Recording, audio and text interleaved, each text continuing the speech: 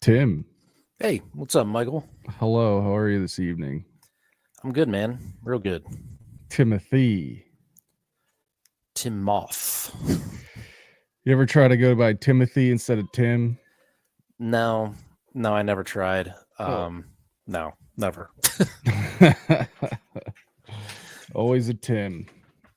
Only my mom, shout out Holly, would occasionally call me Timothy, but no, no one's Yeah. ever tried. A few people at work made the joke. Why did Timothys go by Tim when they could have been a moth? More than one person made that joke. Wow. I might have quit. Just kidding. You'd swear I have the kids making that kind of dad joke. So it's mischief night. Oh, shit. So after this record, you're gonna go out and do any property damage, or you're gonna key any cars or TP any trees? I will not. That was I don't think I really did much on Mischief Night. My brother, on the other hand, oh yeah, he and his friends would go out and TP. They would put soap on the windows of cars. Yeah. I think they even saran wrapped a car once. Oh, tough. Yeah, that's a pain in the ass to clean up.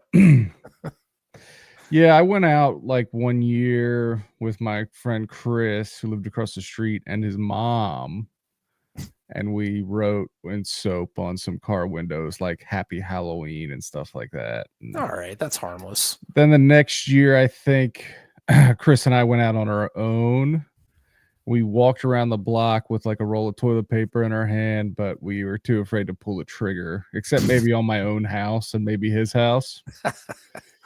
And then the next year I was like, I'm gonna let's lie in wait, and anyone that comes to do mischief on our house will jump out and jump.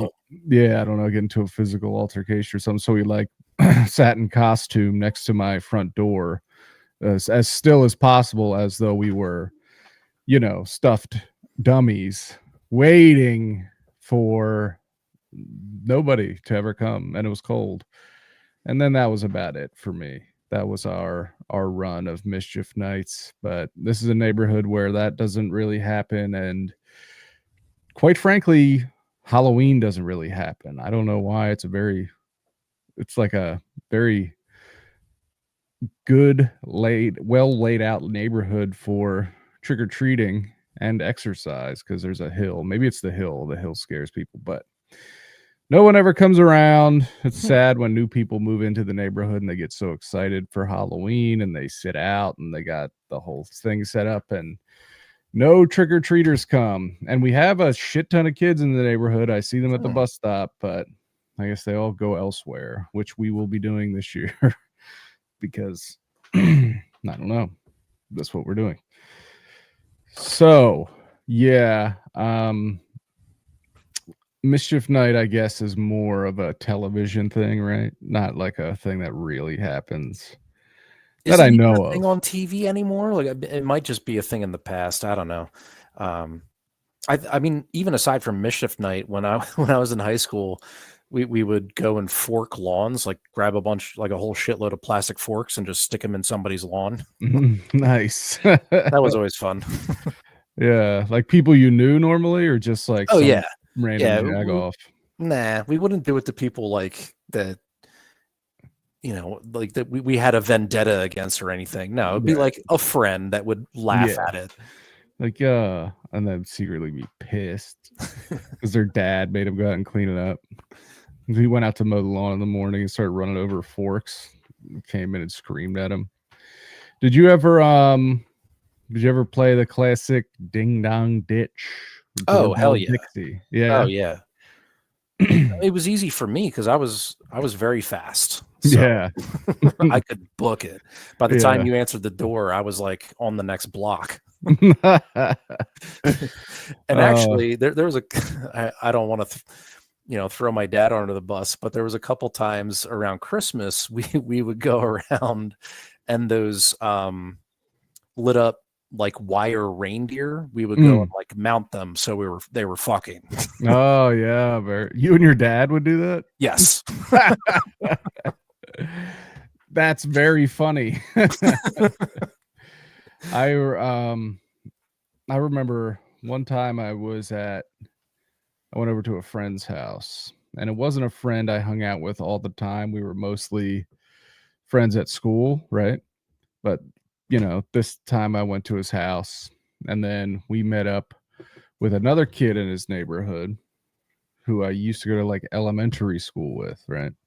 Hadn't seen in years.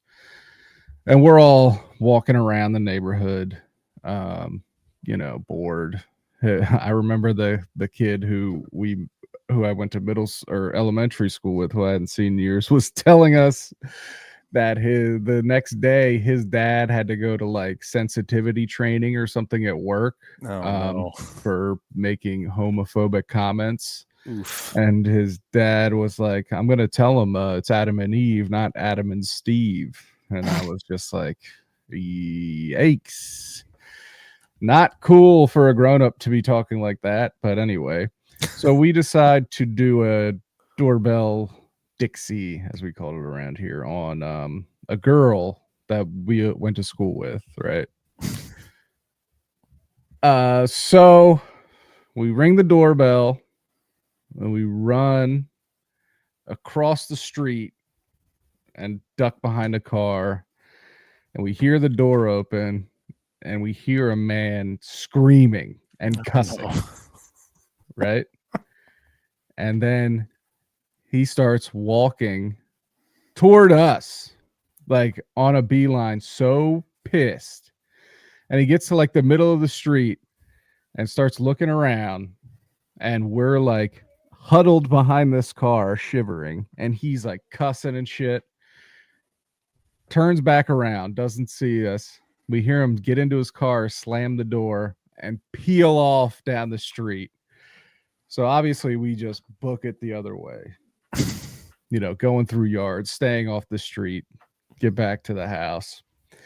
And we go to school the next day, and we see this girl, and we bring it up to her, and she was like, you guys shouldn't have did that. My dad's got a lot of problems, and that was a really, he restarted a really bad night. We were like, too young to really grasp the situation. We were like, he's nuts. That was crazy. It was scary as fuck. I would have cried probably if this guy was screaming at me, without a doubt. But anyway, that reminds me of this other story.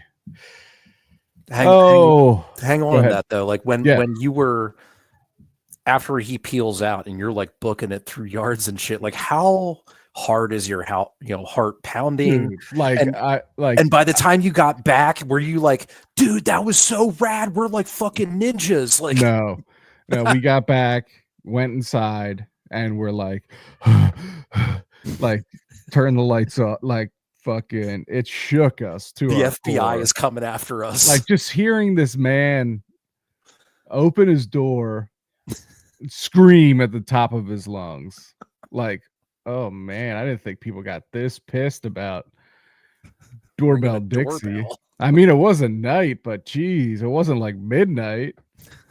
Oh, crazy.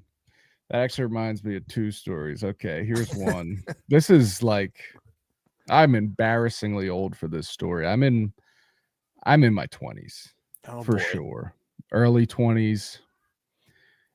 Yeah, I'm definitely at least 20, maybe going on 21, right? So I live on a circle, like a circular block. You come out of my house, turn right, and walk. You'll get back to my house if you stay on the sidewalk, right? Makes sense.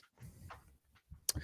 So me and two of my friends, one summer's evening, decide to go walk around the block and smoke a marijuana cigarette, right? No big deal.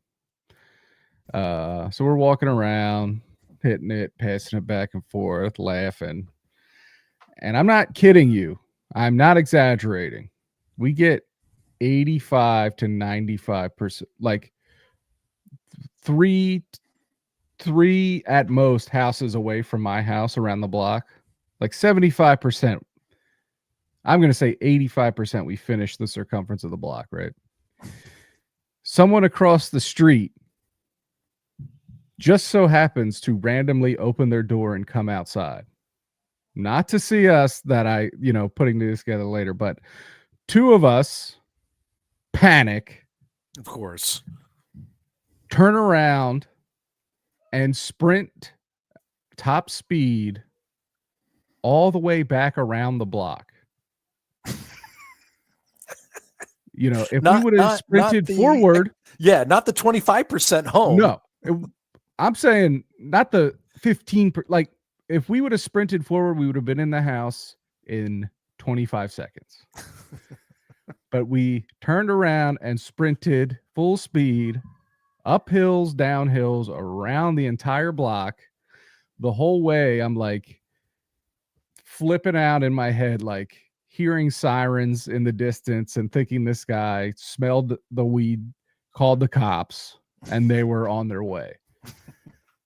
We get all the way back around to my house, run inside, and the dude who was with us, who just, casually kept walking as though nothing was going on, aka the correct move, was like, you guys are fucking nerds. Like, that guy wasn't coming outside to see what was going on. He just walked out of his house. He was like, and you guys made it look super weird and crazy. Like, you guys fucked up, and you guys made it obvious we were doing something wrong.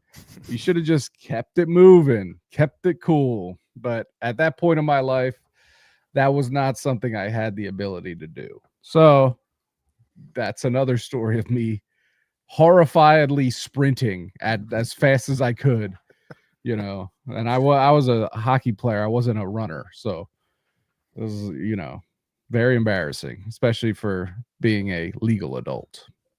And that reminds me of one more story that involves being horrified. This is reminding me of a story too. Oh, you want to go? You could go. Okay. So once upon a time, my parents had a shore house. It was in Ocean City, New Jersey. Mm-hmm. Really nice. It was the top floor of a duplex, 29th and Central, deck out front, and then it even had like a spiral staircase up to like a sun deck. Love that shit. I love that. That's great. Yeah, pretty cool. And we're down there for, I don't know, like maybe Memorial Day, Labor Day, who knows. Mm-hmm. And my brother is in college and he has a bunch of his frat friends down. My parents are there too, and they're like hosting. They're happy to host. Yeah.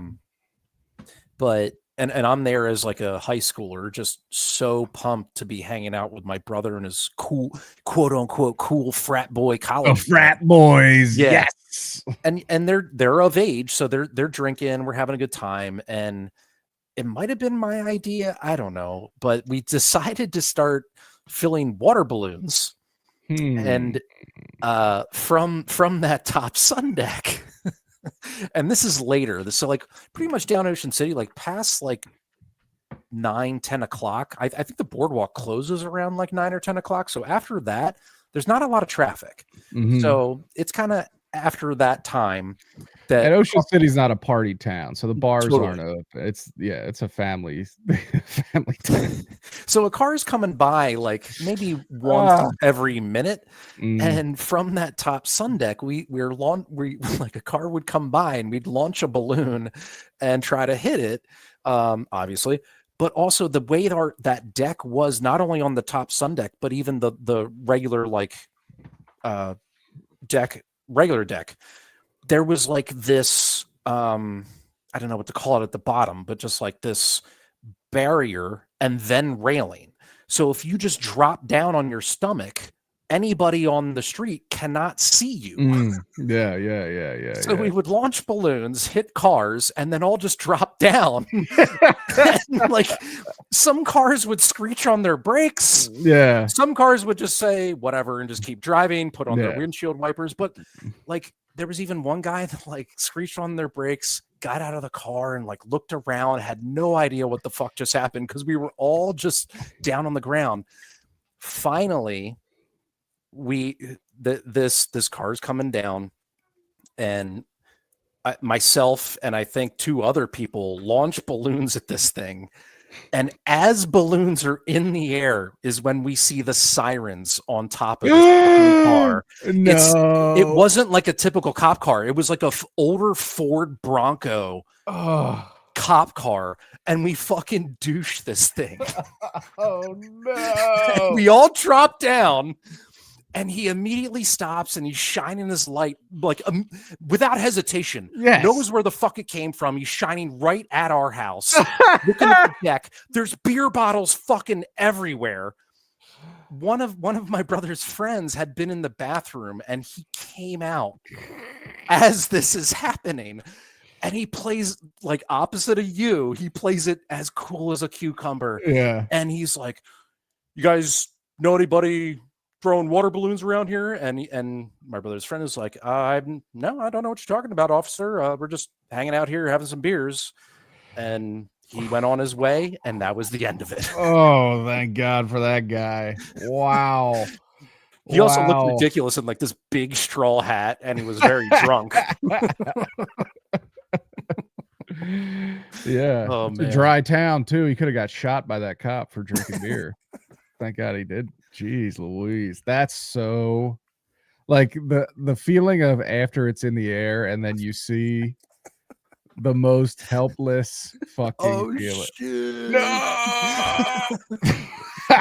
And of course you nail it. It's not like you missed the car. Nope. Light it up. Perfect throws. That reminds me of a different story. Oh boy.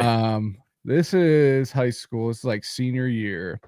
And we want to be me, and 1, 2, 3, 4 of my friends want to get into a little mischief, right? So my one friend picks me up in his very small Toyota Corolla.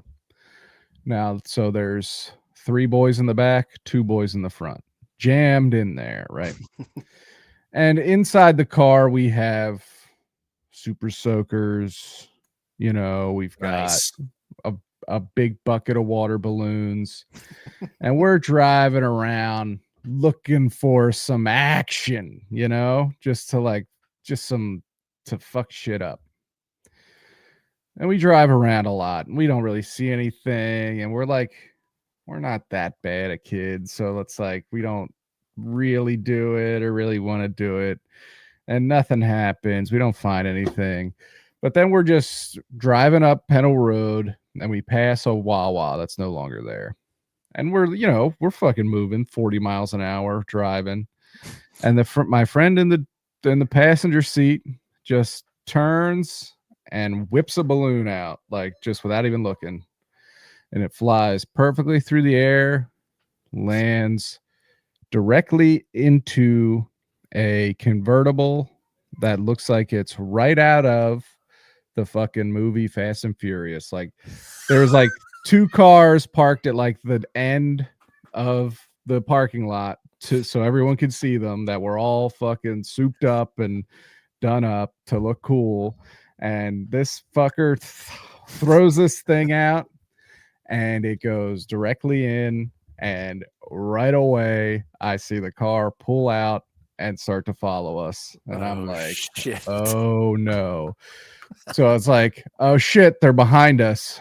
And I was like, there's a right we could take right ahead. That would, I think if we would have taken that right, we would have got away, but we took it one right too early. So we were stuck in an apartment complex with no exit. So then he comes creeping in behind and sees us. So we pull out, leave, and then I'm telling you, Tim, the next hour and a half, 2 hours, was a fucking high-speed chase from Boothwyn all the way up to Ridley and back on 95, off 95, up McDade, or all the fuck around town. And we're talking like we're trying everything. We're going up 95 and then waiting till the last possible second to dangerously cut over and get off the exit. Oh my gosh. He fucking cuts it even dangerously closer. Only one car followed us, by the way, and not the one we hit. His buddy was following us. Doesn't work. Okay, so we're fucking going through town, then we're trying everything. We're like, okay, we're gonna wait. Okay, the light just turned red. Speed through. This motherfucker comes after us like a movie. Two cars have to like slam on their brakes coming from either side, and he flies through, still on our ass. We're like, oh my God, what the fuck can we do? We're like trying everything to lose this tail, and he is on us the entire way. We're anything we could do. And then kill the lights. Yes, we tried to, turn down side streets and stuff, but he was right on top of us. We're going back down 95.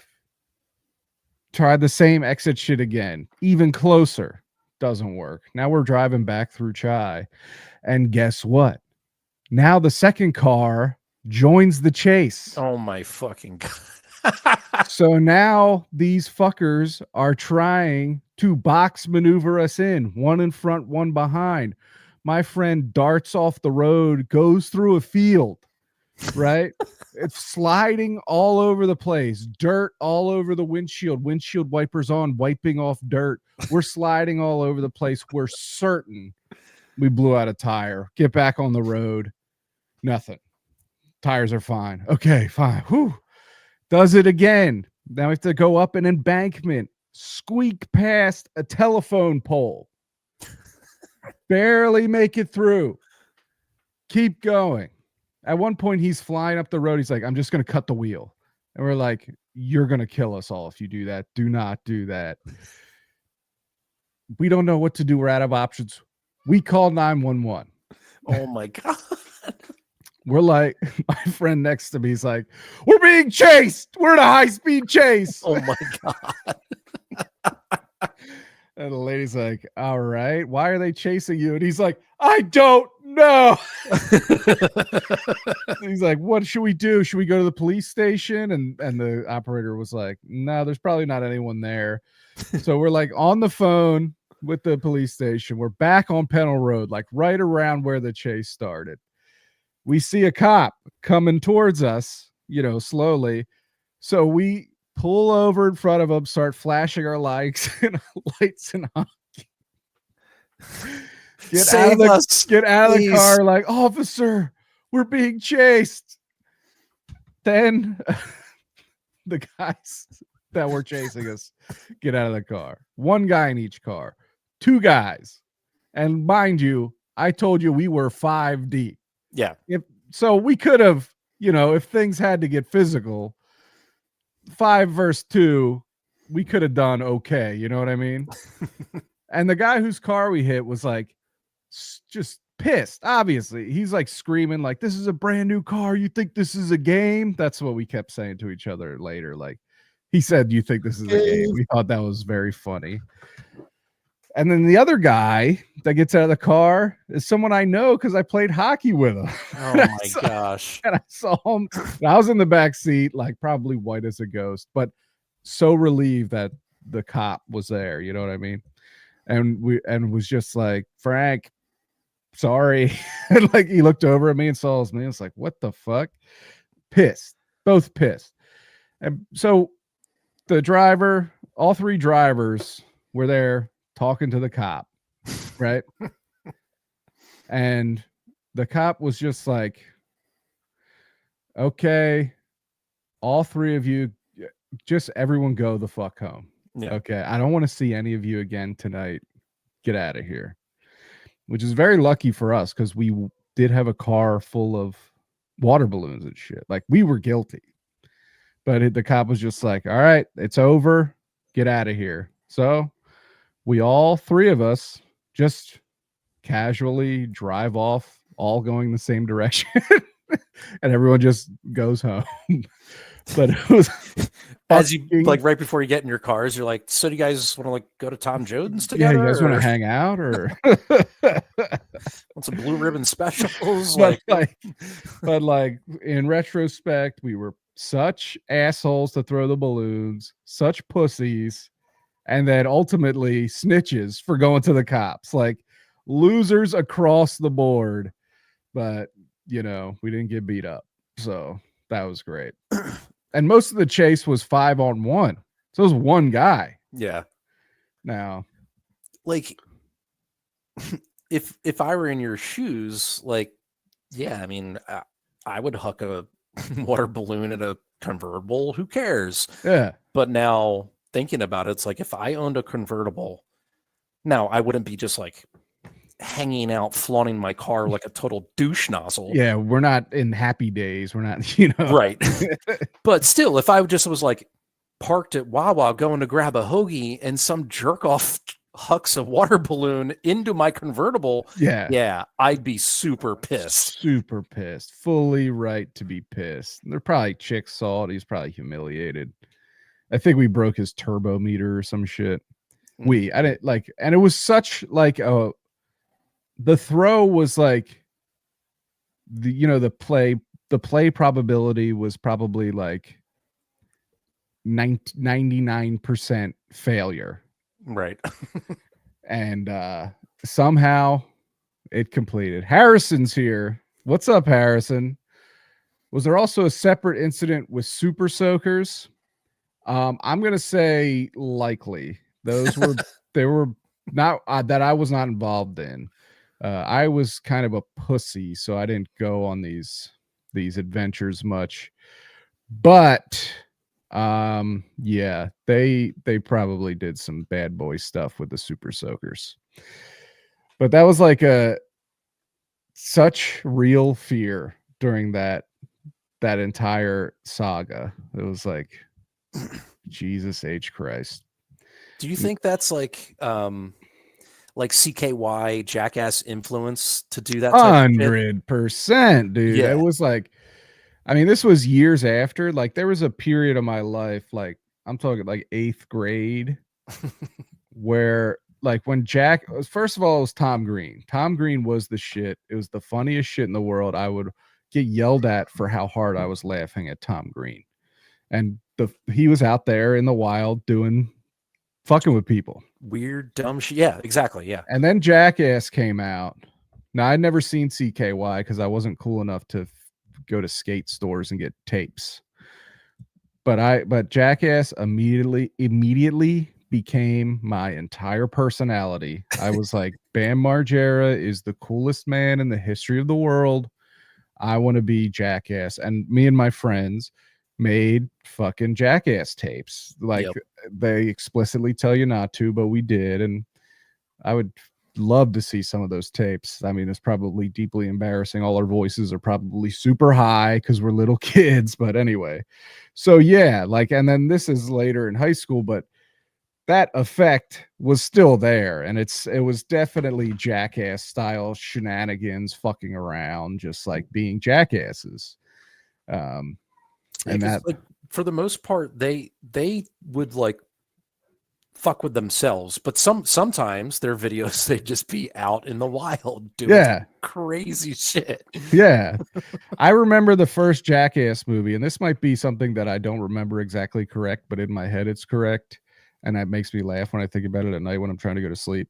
There was one where like there's like a joust or something where a guy is in a convenience store, and I feel like Bam Margera rides up and hits him with a joust thing, falls over. There's all this smashing. And then there's a guy there, like just a regular man shopping, who looks dead to the camera and says, "What's going on here?" It's like the funniest fucking shit I think about. all the time. But yeah, or like even just as simple as the big dude in the diaper chasing Wee Man like through a yes, store, just yes, and then yes, they pan to like random pedestrians just like yeah, witnessing this nonsense. yeah, yeah, yeah, yeah. I ran through a park in, a jock strap. No one was in the park, but we just wanted to look cool on video. I was more like into like Bam Margera would always like jump off high stuff and stuff like that, or like, ride a skateboard into a bush or something. That was more my speed because I was always kind of a coward. So I wouldn't really fuck with people in any way. I would Yeah. just be like hurting myself. Um, but yeah, so yes, Jackass inspired for sure. I mean, that show was a sensation. Yeah, I mean, as I was saying that, I was like, does Sacha Baron Cohen exist without the Jackass guys? Like, Right. there's so much comedy now that I'm thinking about that. I'm Yeah. like, man, Yeah. that And I it's don't very think, and I similar. think it's all Tom. I think Tom Green was Right. first, Sorry. and then yeah, but no, you're totally right. Like that total like, what the fuck is this guy's deal thing, and just getting people's reactions of someone acting crazy in public. But here's this other story that I was going to tell. Yes. Another deep fear. So I wasn't cool. I wasn't very, I wasn't, I was kind of a late bloomer in terms of like being able to relate to women in any way. I wasn't someone that was always like, making out with people or even being in situations where that type of thing was possible. Or even aside from the opposite sex, like how did you interact with dudes? Like dudes, dudes I friendship. knew. Dudes I knew was fine. Like Okay. I was like, once I was comfortable around people, I was probably annoying and crazy. But people I didn't know, I was always super, super shy. Always. This story involves my hockey team, some of them. And I don't think my hockey teammates, who I saw minimum 3 times a week, heard my voice for the first 3 years that I played hockey with them. And then, once I came out of my shell, then I was probably a bit too much. But anyway. So this is like, I think this might be just after hockey ended, like graduation maybe, or maybe we were seniors or something. But somehow one of my teammates was over, and he was texting a girl, right? And this girl happened to be the daughter of our hockey coach. She was cute. She was very cute. And there was talk, and we were like, I think Harrison was actually there for the first part of the story, the night before, when we're texting with her, and then she has a friend there, right? This may be 10th grade, something like this, 10th or 11th. And we're all like, "Oh, do you want to like tell her this? So should we hang out? Should we hang out? Can we come over?" Friend? Oh, I have a friend too. Cool. So anyway, somehow it comes to us getting invited over the next morning, and they're going to make pancakes, her and her friend.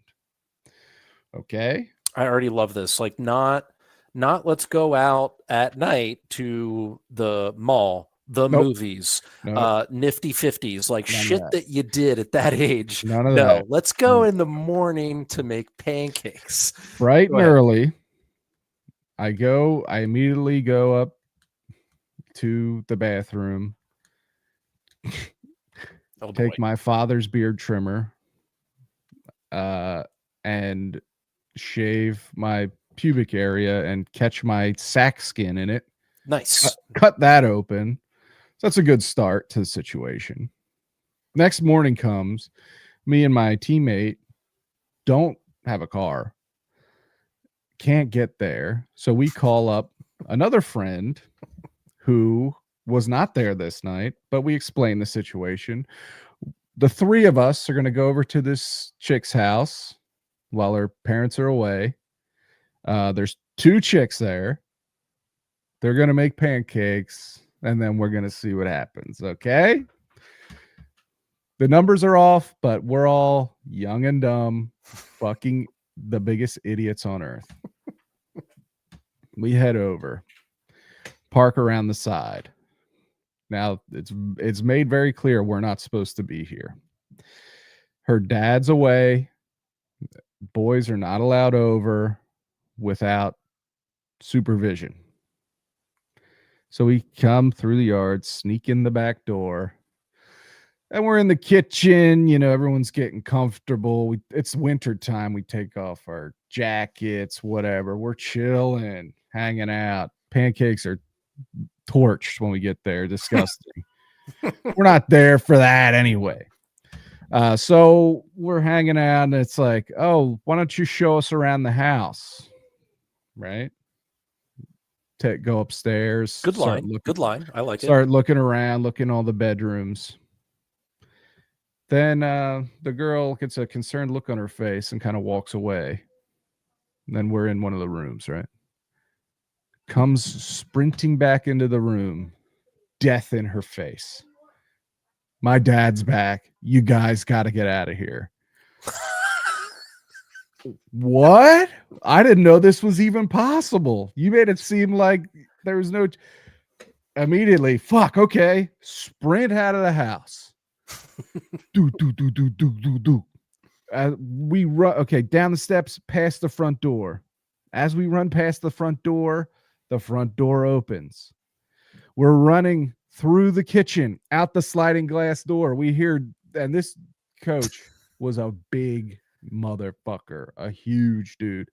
We hear the boom, boom, boom. I'll break your legs, motherfucker. Oh, shit. Sprint across the yard, like, and this is our coach.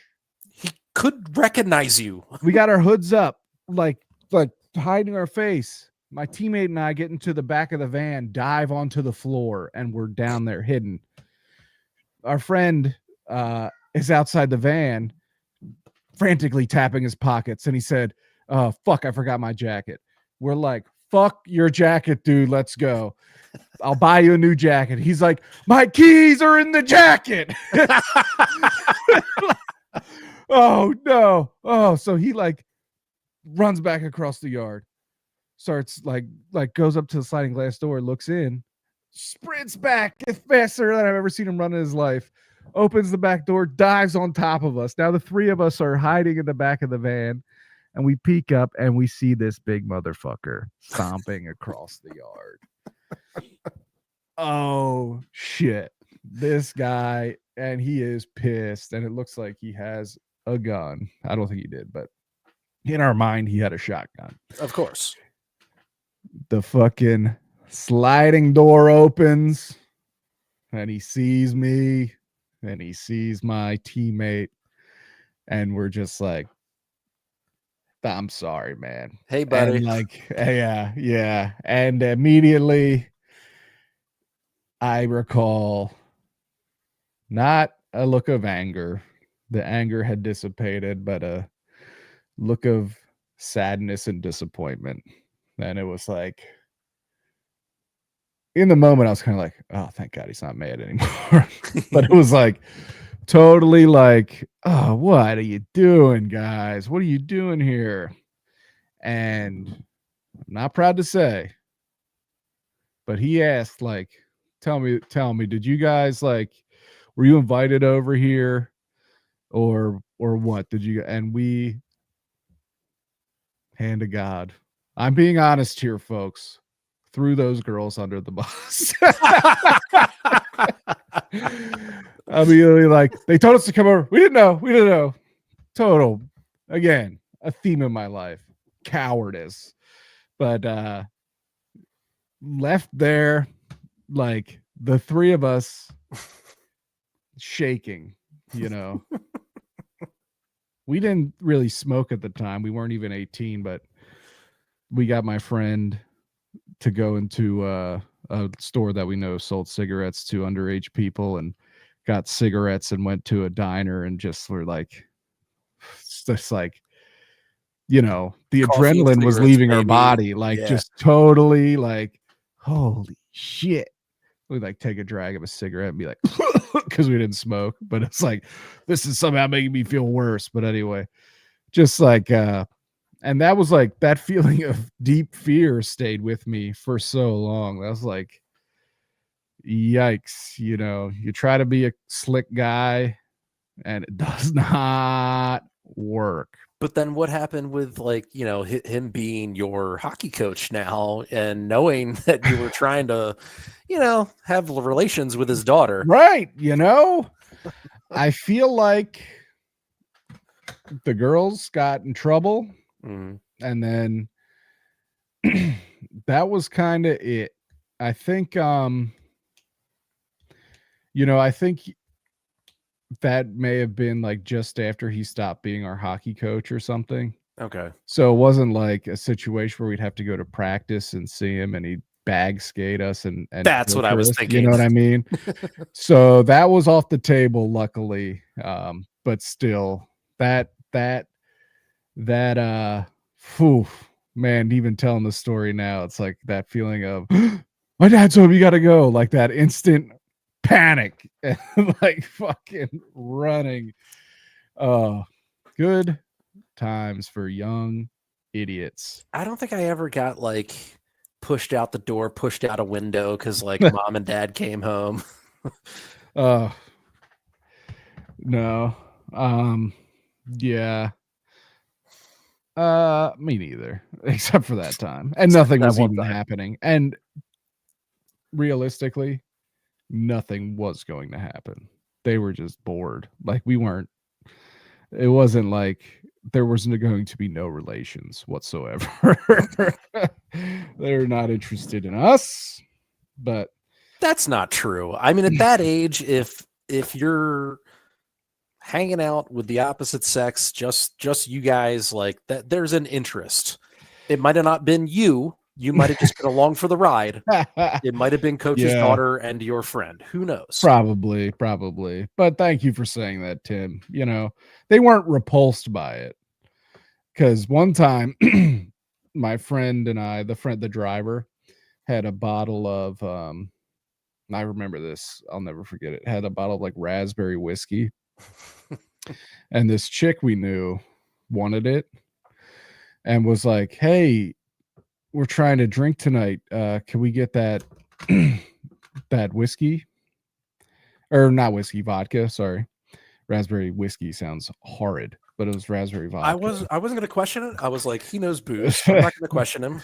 And then we were like, "Yeah, but you know, can we hang out and drink it with you?" And they were like, "Ah." We were like, "Never mind, you can just have it." Okay, yeah, Like my bad. totally like, okay, that's fine. But yeah, that man, that hockey coach was a good man. He passed away within the last few years. It was very sad to see, very young, but I always have that memory with him. And I had seen him since then, and I had played for him in the future on different teams, and it was water under the bridge, never brought up. Yeah, you're teenagers. Yeah. Like, I guess the first thing that comes to mind for me was once upon a time I was working at Applebee's on Route 1 outside of Kennett Square, Okay. and I was just a lobby host slash like expediter. And the Mhm. expediter is like the guy who he's like part of the kitchen staff, but he's on the other side of the cooks, where like Yeah. the cooks throw up all the food in like the window, and the expediter puts it all together with like the correct sauces and accoutrement, and says like, "Hey, go run this to table 12." Yeah. But there, since it was outside of Kennett, there was a lot of people from Lincoln University that worked there, and just like some other surrounding schools. But this one chick, Shakia, she took an interest in me, and her move was to ask me or she first asked if I was good at math, and I was like, "Yeah, Mhm. I am actually good at math." Mhm. She's like, "Can you tutor me in algebra?" And I was like, "Yeah, sure." And I was 19, dumb and young, 20-ish.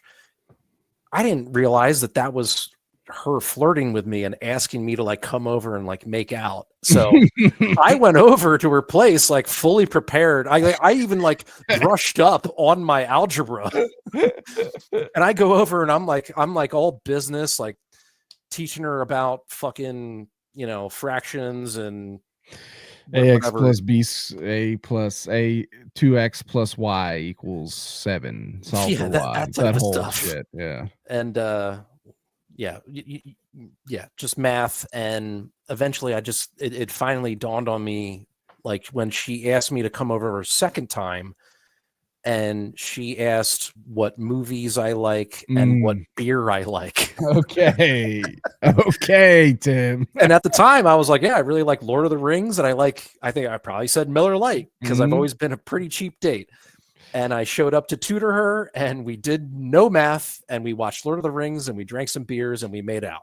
Oh, thank God you made out. I was gonna say, if you watched the entirety of Lord of the Rings and drank all that beer and then just went home, I'd be pissed. Yeah, that would have been really shitty of me. 3 hours long. But at least like it dawned on me in the moment. Oh yeah, she wants nothing to do with my math knowledge. Right. So you know what, Mike? That girl might have been into you. That's cool, Tim. That's nothing like that has ever happened to me. That's cool. Kia was hot too. She was fucking hot. How did that end? Was it just like a hey, we had fun, that's over? Pretty much. Nah. Like, yeah, like I don't know. Just one. I don't. Yeah, I think I just was so naive and dumb that I didn't know what to do next. Like, right. oh, should I ask you out on a date? Like, it just was so. I was so oblivious. Yeah, that's awesome. We definitely have those times in our past where looking back was like, oh, you dumbass. She was clearly interested in you. You're just like so dumb. Like it takes you so long to not be dumb, which is, I think, a good thing, because the people who weren't dumb in that sense, who were like sexually active very early, were like scary and bad. And that's different from just like being confident in who you are. And I don't want to say confident as in like cocky, just being yourself and being comfortable in your own skin. Yes, that is attractive. And like I was not that for the longest time. Agreed. Secure. Yeah. Being secure, confident, and like, you know, just chilling the fuck out, basically. Yep. Like just being a chill dude, a good hang.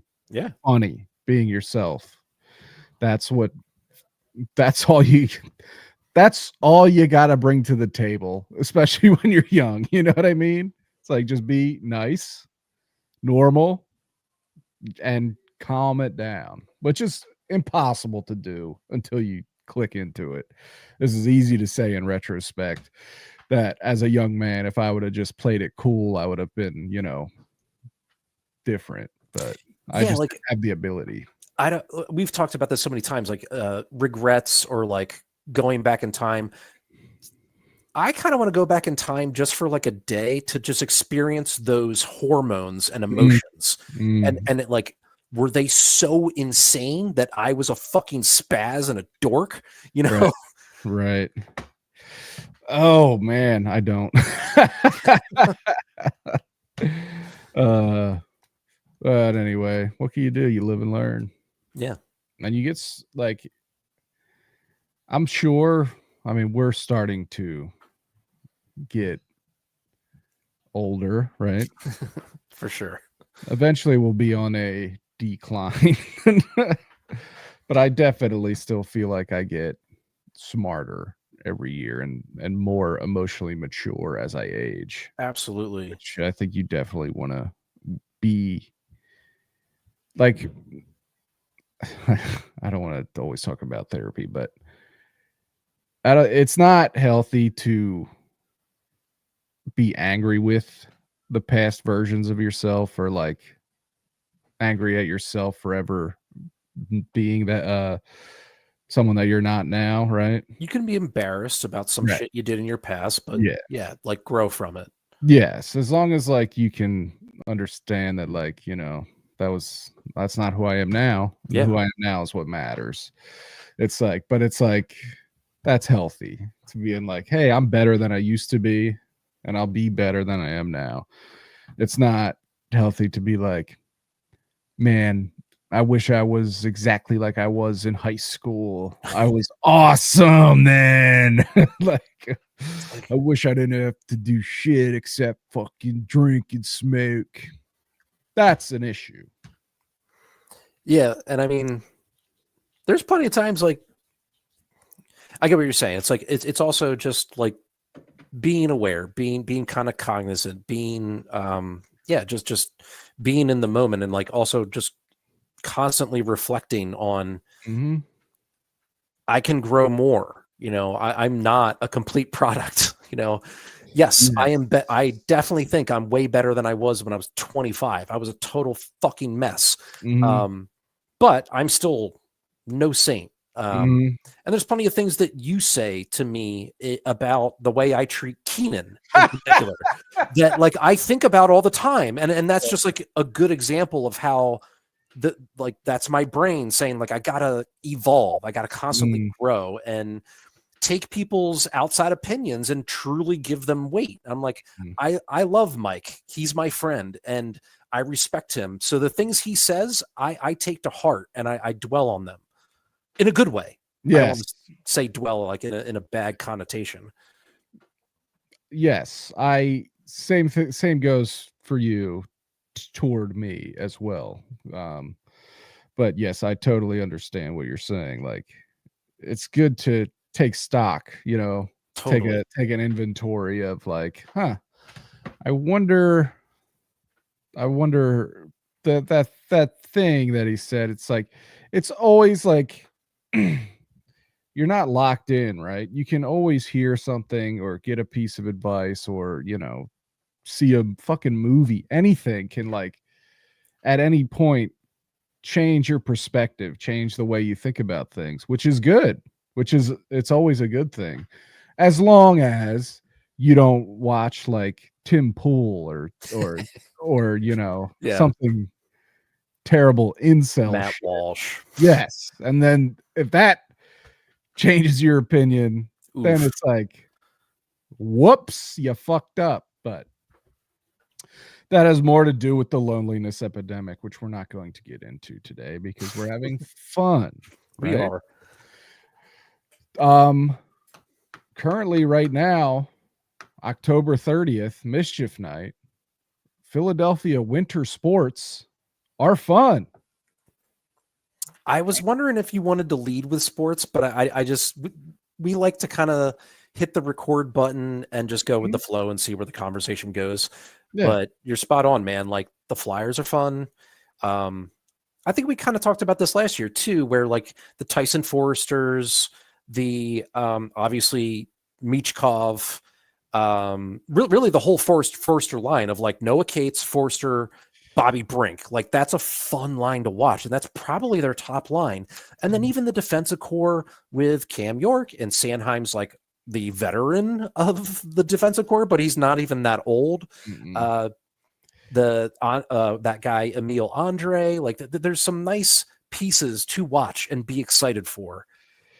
Dude, and yeah, so the Cates line, Cates, Forrester, Brink, are young players that have very clearly this year taken a step forward, which is what you want to see. Yeah. It's like they are the best line on the team. They are clearly better than they were in the past, and they're prospects, so you need to see that growth to remain excited about this team. They got that guy. Oh, Zegras. Zegras, Dude. right? Every game, he's making a pass that makes me audibly go, "Oh!" Like he is so skilled with his hands. He is so nasty in shootouts, and he's so like such a confident dude. Like just just a total jock. Like nothing bothers him. You know what I mean? Like just a total goof. And it's like man, from what I see so far, Danny Briere seems to be doing very well at his job. Player development seems to be working. Rick Tocchet seems to be the right move to bring in for this team to take this next step. Now, Matvey Michkov is a sophomore. He's, from my eyes, untrained eyes, definitely seems like he's squeezing the stick a bit too tight this season. I think That's absolutely true. he'll come out of that. I think, he's just got to, have a really good game and let it loosen up a little bit, and he'll be fine. The skill is there. Players tend to take a step back in their second year. I don't think he by any means is going to have a terrible year all year, but I think right now he's just fighting it a little bit, and he just needs to loosen up. But also, he's what, 19, 20? Yeah, exactly. He's the age of these idiots in these stories we were telling earlier, which is crazy to think about. but maybe he's out right now, fucking egging a house. Right. but it's like, it's just super exciting to watch every night. And it's like, and the Sixers are undefeated, and they're so fun to watch. They had a lost season last season, right? Everything that could go wrong went wrong. So once Embiid got hurt, and that's pretty much when the season went in the tank, and I just stopped watching. So yeah, every player that you could possibly like got hurt last year and wasn't available. Maxey was out. Jared McCain, their super rookie from last year, out. Yep. And then it was just like, felt like Paul George. Did he ever even play? He did, but like then he was out too. So it was like the Grimes show, and he was really good, but they would lose all the games anyway. It was like almost like watching process era Sixers. Like every lineup was different, and it was like, who are these people? Yeah. And it was just like, not something I could get into. But that lost season got us the pick that got VJ Edgecombe, the Bahamian nightmare, like, who is immediately the most poised, like a leader on the team. You know what I mean? He looks like a veteran the way he plays. Yeah. Like I was listening to a podcast today, and they watched the Boston game from the Boston side. Mm-hmm. And they said Brian Scalabrine, their color commentator, said this guy looks like a 6-year vet. And he does. Like, that's what's the most exciting thing about him. Like, he's insanely athletic. He scored 34 points in his debut. And he just seems like he's always been in the league. Like, we just signed a veteran superstar, which is so fun. And it's just like, this team immediately is fun to watch, and they're undefeated. And it's like, the East is wide open this year. It is. So it's like, very much is. Why not get excited? It's like, fuck it. Let's go all in. It's like the Cavs, the Knicks are probably, teams to beat. And I know the Boston Celtics are, I didn't finish watching the game they played last night. I think they actually played the Cavs, but I think they were like 1-3 going into that game. Yeah. So, but still, like, the Celtics are good. But other than that, like the Pacers, the Celtics and the Pacers, both their best players are out all year with Achilles injuries. And like the Cavs are good, right? Yep. But New York, Mark Jackson on the pregame of the first game was saying he has inside intel that the Knicks are going to collapse from the inside. So that's exciting. Which is typical Knicks. That's what happens. Yeah, like the New York Mets seem to give them that virus. Yes. They will not succeed. They cannot. They refuse to succeed. So it's like, man, who the fuck knows what can happen? But I'm excited to watch every night. I'm excited to watch the Flyers game that is probably on right now on DVR. You know what I mean? Yeah, it's great. And let's not forget, the Eagles are the defending world champions, who seem to be righting the ship, which is, what you want to do after the bye, get things flowing in the right direction to make a playoff run for a repeat championship, which I see no signs of being impossible. It'll be more difficult this year, I think, but not impossible. They could do it.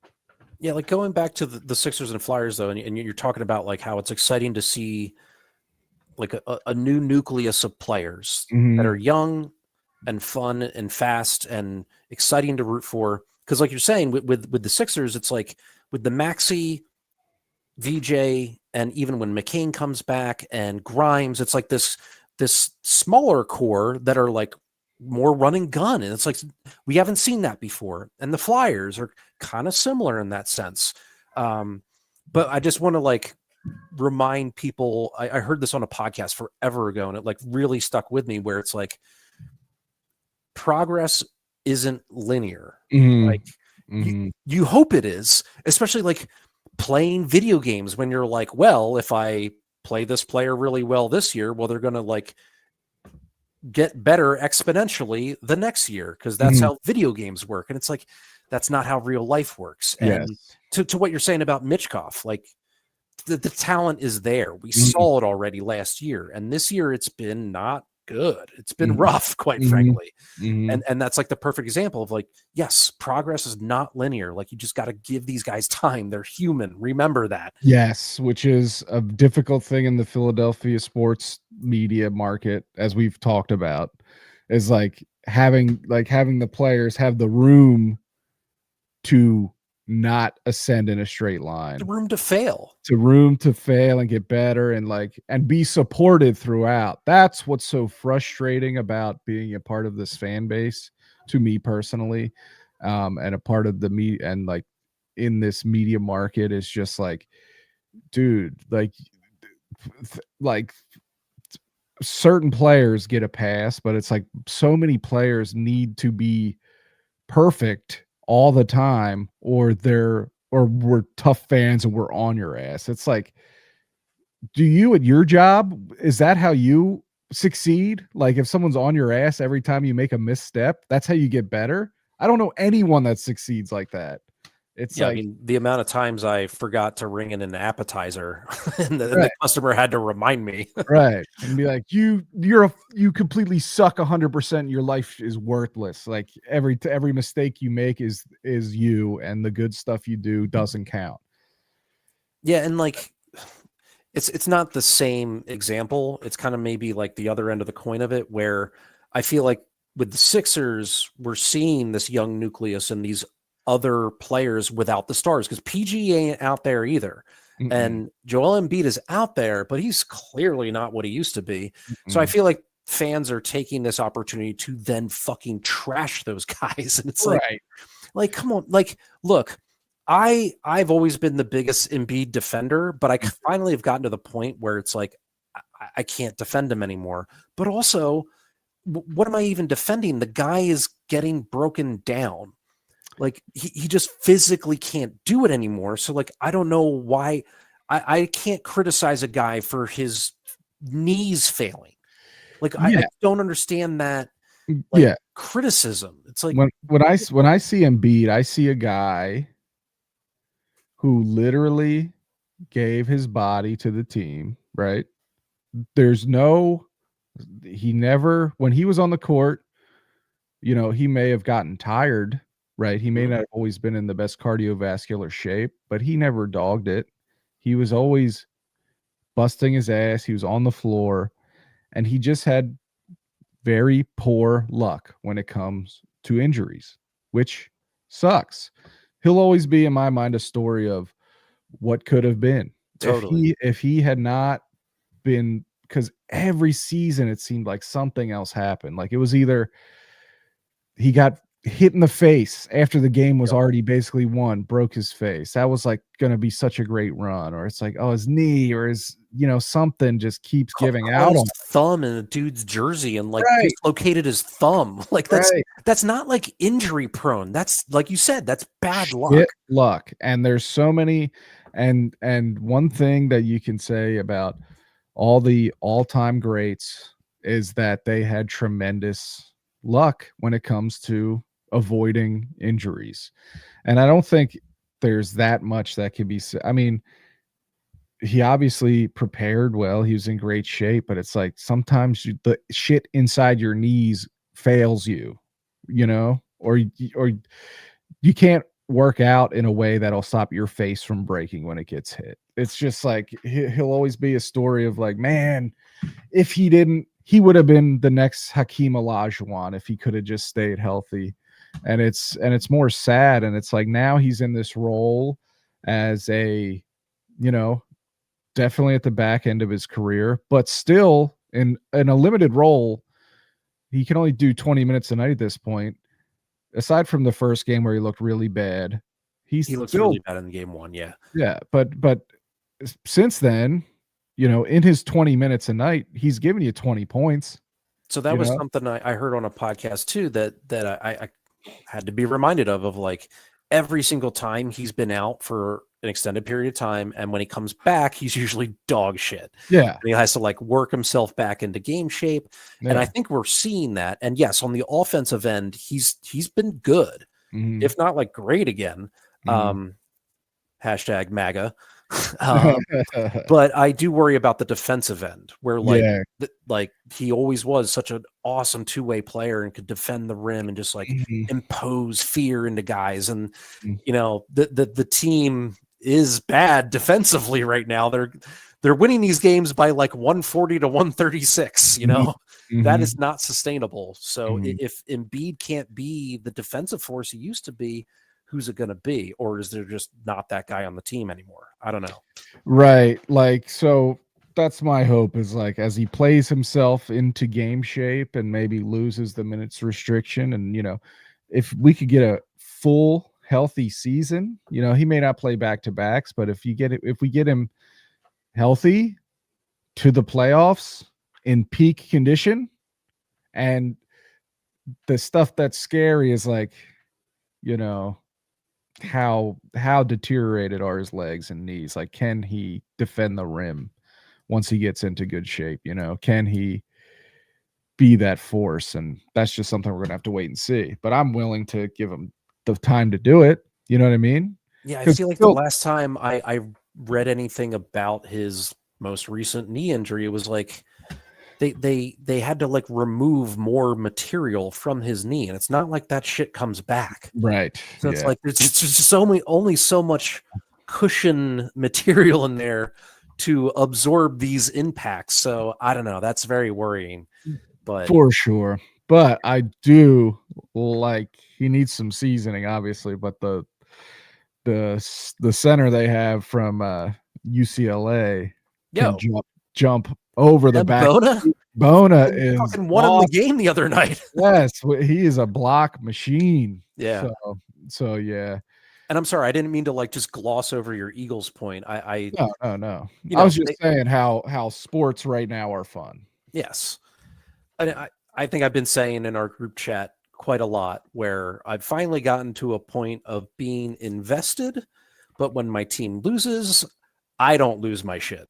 Yes, which is, I've noticed this growth and I am happy for you because you used to take it. And I mean, I'm no better. I used to too, but you used to take it very hard to a worrisome degree. But it's like, yeah, I get sad, Yeah.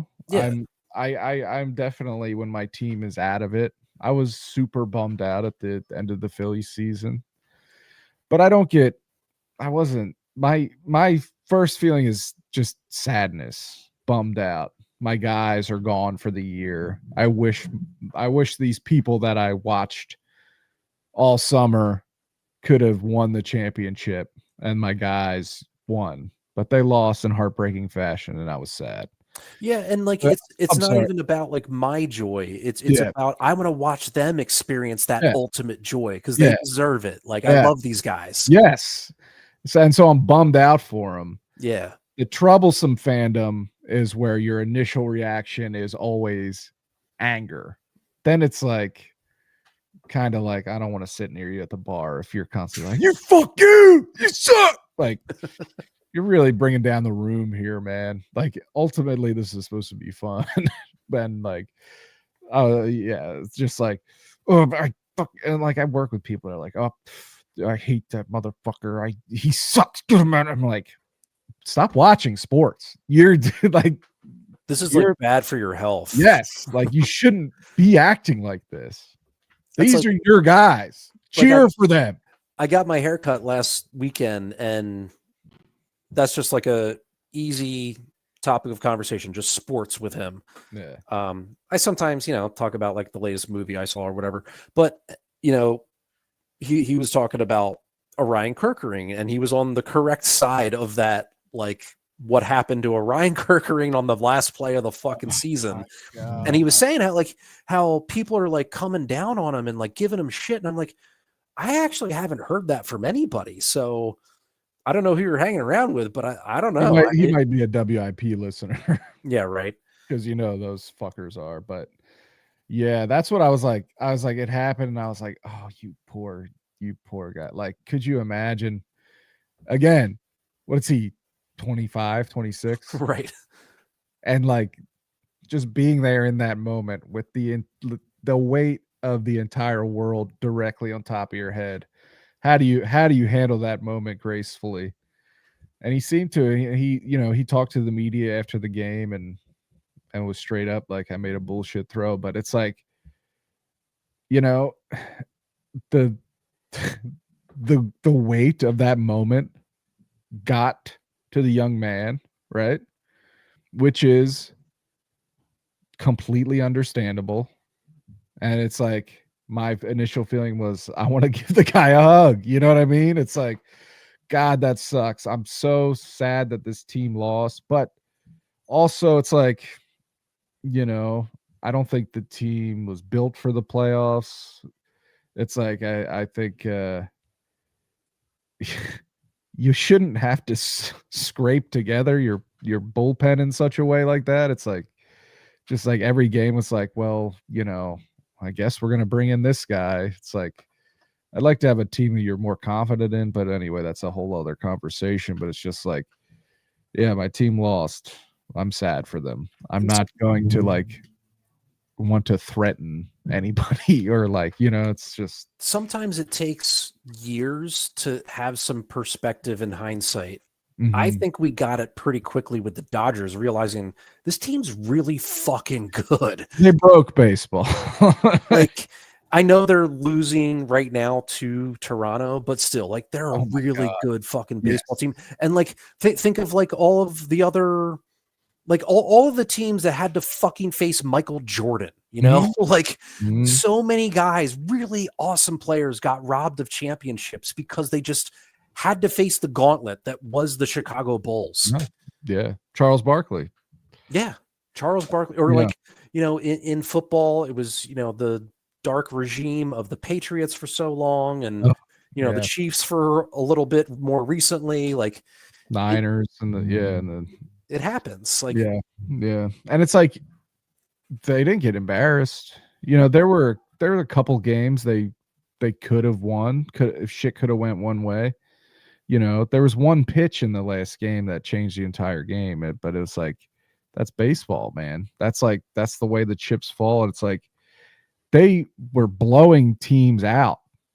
They never blew the Phillies out. Like every game was like, yeah, the Phillies couldn't score, but neither could the Dodgers. No. You know what I mean? Even with like all this, the scraping together of a bullpen, still like they weren't getting fucked up. Like everyone performed, and it was just like the best team in the world was just that much better than our team, the Phillies. And it's like, one play, two plays, three plays here or there, a different story completely. But that's sports. That's what it is. It's like, it's the last thing that's completely unpredictable, and it's completely like totally just like that. I mean, that's why you love sports, right? It's like every night you watch, it's like, it's unpredictable. What's going to happen? Yeah, exactly. Like I could witness history every night.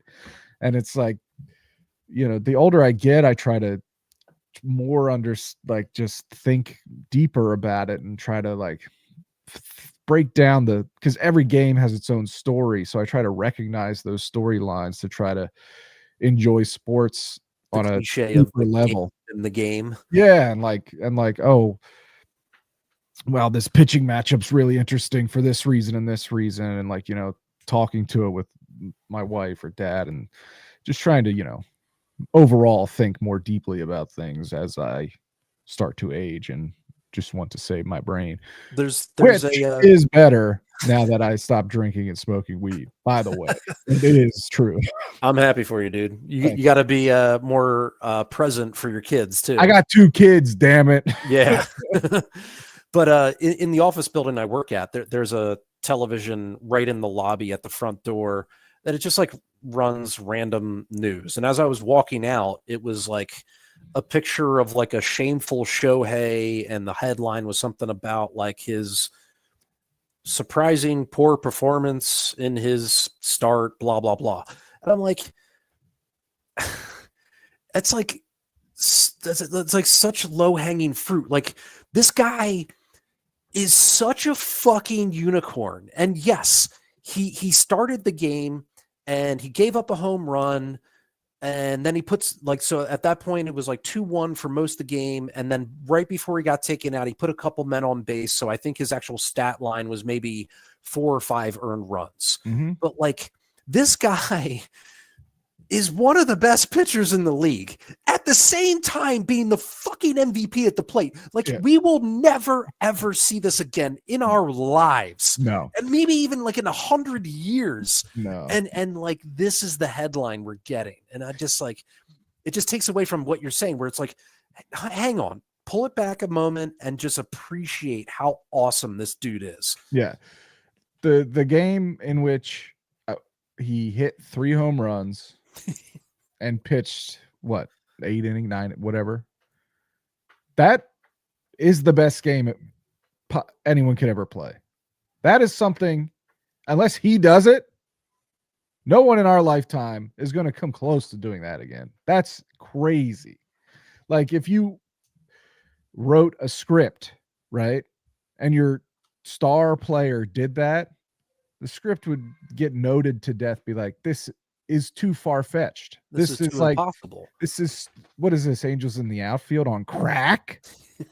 It's fake. So yeah, and it's like, the storyline right now is, in my mind, how on earth do the Blue Jays lose that 18 inning backbreaker? Yeah. Any other team, that's curtains. You lose that, and it's like done. To get up off the mat and win the next 2 games. The next 2, not just the next game, the next 2, to like, and be on the verge of coming all the way back and winning. That's a hell of a story. Against the biggest payroll in history, the super team, the Monstars, defending champs, to come back, and they might beat them. What a story that'll be. Just like, it's fun. Folks, get out there and have fun, and just don't be so angry. God damn it. This is our leisure time. We're not at work. We're watching sports. Don't be making the room all toxic. We had such quality conversation that we didn't even do questions out of your book. Hey, we'll save them for next time. I got to go. I got to go carve some pumpkins, listen to some music, and guard my house from reckless teens. Capiche? Because I'll attack them if they try to smash my pumpkins. Billy Corgan, steer clear. Tim, it was great to talk to you. Where can people find you if they want to hear more of your lovely voice and your genius opinions? Me and my buddy Keenan, we host the podcast Pop Addled, and we're on anything you can find a podcast on. You'll hear Mike and Harrison on there frequently. We most recently covered Jurassic Park as we go through Michael Crichton books adapted into movies. Mm-hmm. The next one we're doing is Timeline. Correct. I'm about a quarter of the way through the book. Okay. And I'm excited to watch this movie that's probably going to be better than Jurassic Park. I don't know. We'll see. But yeah, that show's a ton of fun. It's always super fun to chat about movies. I love movies. I don't know if I didn't even tell you I went to the movies recently, IMAX. But anyway, we could talk about that some other time. Yes, check out Pop Addled. And of course, right here on Doom Thugs. We'll have another flagship show soon. And I'll put out a music show soon. But on the flagship show, we now have 8 kids. 8. So there's a lot of moving parts that the stars have to align for us to get together, but we'll do it soon. Thanks for sticking with us, and happy Halloween, everybody, and we'll see you in November. Yeah. Bye.